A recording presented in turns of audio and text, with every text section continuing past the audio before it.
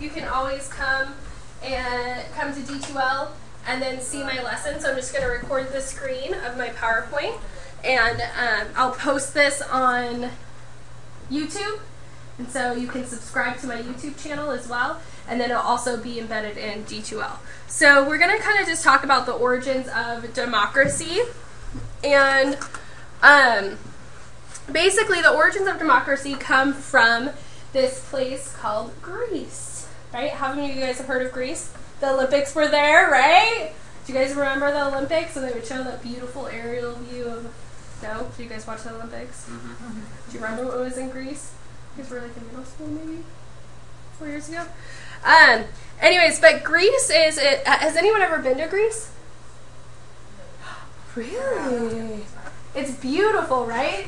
Beautiful, but lots of mountains, okay? It's a gorgeous, gorgeous place, but it is really mountainous, and it is really hard to kind of get everyone, think about back in the old day, it's hard to get everyone in one place. So there's a lot of rainfall.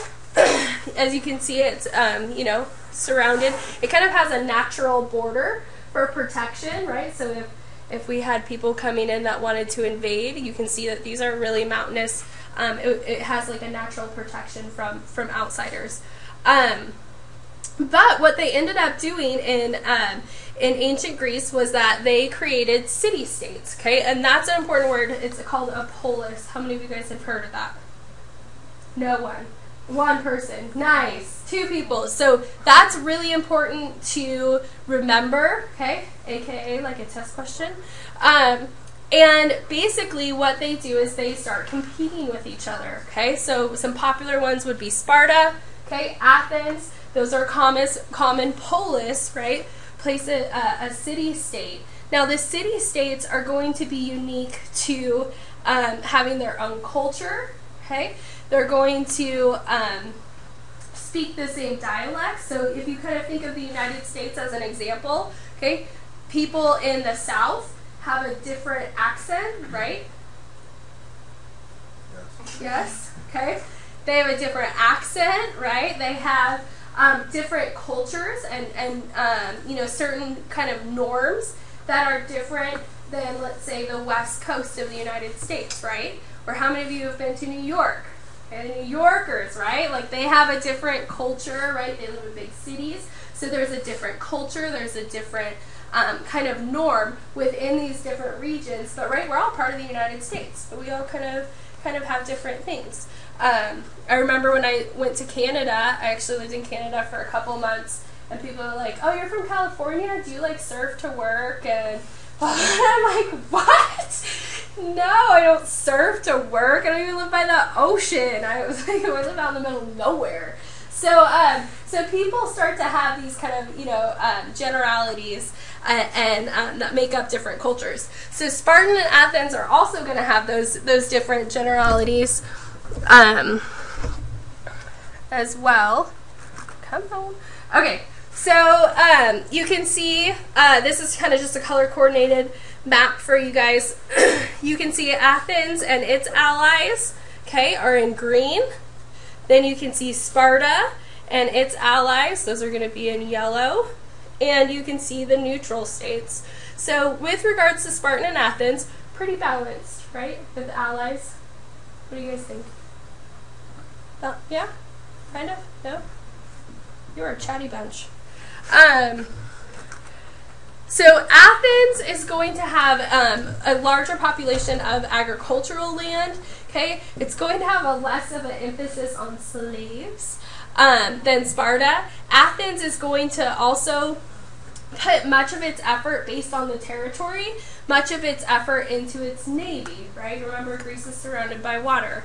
And actually, Athens is going to be the one that creates a new form of government, and it's going to be direct democracy. And in world history, you have to know the difference between direct democracy and indirect democracy. And I'm going to talk about both today, but there's definitely a huge difference. Why would it make sense in a democracy that a democracy would promote kind of culture? So things like the arts, poetry, those kind of things. Why would that be fostered in a democratic nation? Yeah, Tegan? Money. Okay, money. Why else? Why else do you think that a democracy would lead to allow people the freedom to pursue things they like? Yeah, Abby? So you don't rebel. Okay, so remember that within a democracy, okay, we're part of a democracy. So within a democracy, it's really run by who? The people, right? The people, absolutely. So the people, a democracy is really allowing for the people to create a place that is maybe less controlling, less censorship, right? So the people get to foster this idea, and they're able to create, sports, athletics, right? They're able to do things that they enjoy, like drawing or painting or writing, okay? Those things are not suppressed by who? Who would suppress those in a totalitarian government? Who's at the very top? King, right? The president, whatever form of leadership would suppress. So in a democracy, that really is not an issue. Okay, Sparta, on the other hand, was considered the natural protector. Okay, so they're going to be the natural protector of Greece. It's a militant state. Okay, has the best army in Greece. Is really known across the world for its army, and has written down laws and literature, okay, from previous rulers. So Sparta, very militant. Okay, you have to get in the military. The polis, the city-states, okay, are going to emerge. Okay, they're going to, like we saw Sparta and Athens, they're going to start to have allies. Which, in essence, when you have these allies, the polis are going to start to fight with each other. So Sparta and Athens, always at war with each other. Now, they can take part in the government, so they can hold a public office, they can vote, okay, you can speak out in a court, so they have a court system where you get tried. But everyone is expected, or males, are expected to serve in the military or in public life. Okay, you have to serve, so it's a very militant state. And that's one way, making sure that everyone serves. It was a way that they could say, okay, we're world renowned for the military. This is something that is part of our culture. This is something that you have to do. How would you guys feel? We live in a democracy. How would you feel if that was the case here in the United States? I don't like it. You wouldn't like it? Yeah. So that is actually a concept. In Europe, that some places in Europe do have, a rule where whether you're male or female, you have to serve 2 years of public service. So now that doesn't mean that you have to go into the military. It means you can go into the military as an option. But you could also go into something like teaching, right? I have a government job. You could go into, work for the county offices. You could work for the state. So you could still do a public service job for 2 years in order to give back to your nation. What do you guys feel about that? Yeah. I like when we had the draft, they made some people serve in it.